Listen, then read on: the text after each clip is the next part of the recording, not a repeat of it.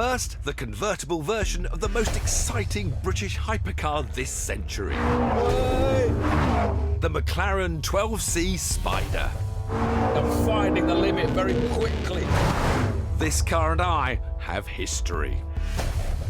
Our first test of the coupe version in 2011 caused a storm at McLaren HQ. The car fell well short of its major rival, the Ferrari 458 Italia. Jason and I found it to be inconsistent and unstable at the limit. I don't know when the last time I spun a car was. It's quite some time ago. Whoa, whoa. And it spat me off the track. We're off. McLaren, who are renowned perfectionists, have since reworked the coupe and brand new Spider to be faster and more stable than before. To get the inside line on what's new, I've invited along their chief test driver, British racer Chris Goodwin.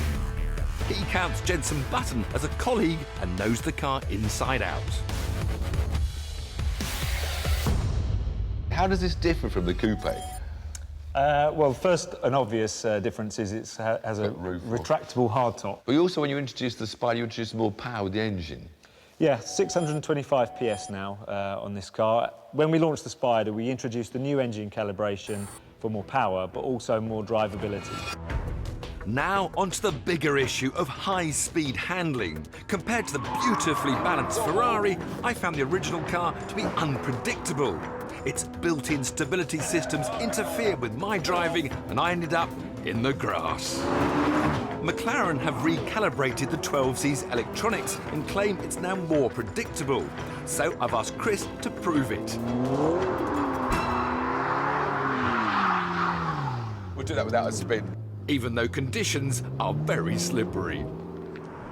Do you understand what we were trying to say? That we just felt we were never fully in control. It wasn't consistent. What you felt when you drove the coupe originally was what we've improved now, which is much more refined throttle control.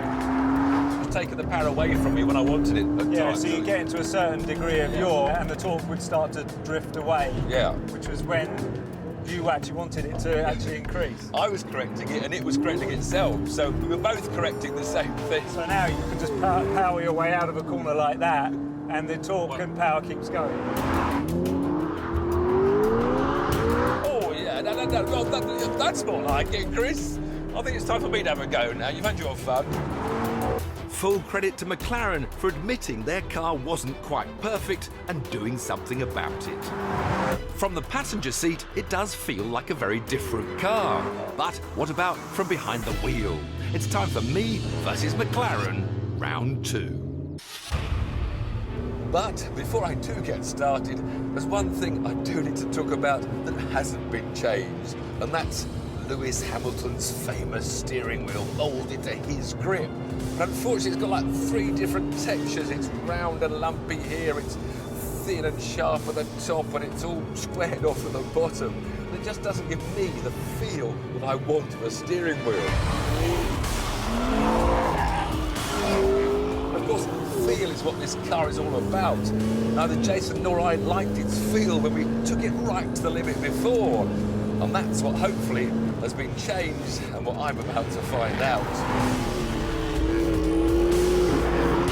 It's turning, it's pointing, I'm finding the limit very quickly. This is really a much more sorted car. I can build some confidence, get into that throttle. Plenty of grip still there in reserve. It's bringing a much bigger smile on my face than it did before, that's for sure. The coupe and Spider now have programmable exhaust notes. McLaren have even specifically tuned the convertible to sound good with the roof down. Job done. Although it's still not Ferrari good. Whoa! It's noisy now! McLaren's fastidious approach has even spread to the interior. The climate control now works more quickly and quietly. The seats have been redesigned. The headlights now automatically switch on when it rains. Even the hi-fi has been tweaked. This is more modern and easier to use than the 458's interior. But what's most important to me is whether or not I can make this revised 12C power slide.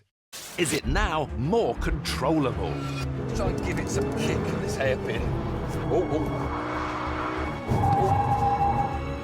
Wait a second, can I hold the ball? Way. Still not trusting it right on the limit. Now, let's see if I can go that bit further.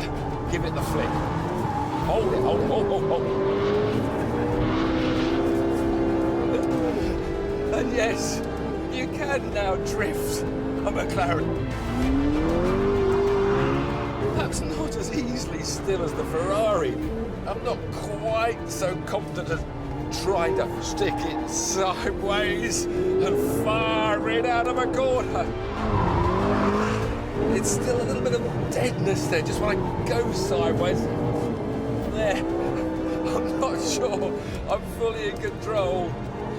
And when you're sitting in £250,000, you want to be in control. And by the way, McLaren, Lewis is gone. Change the steering wheel.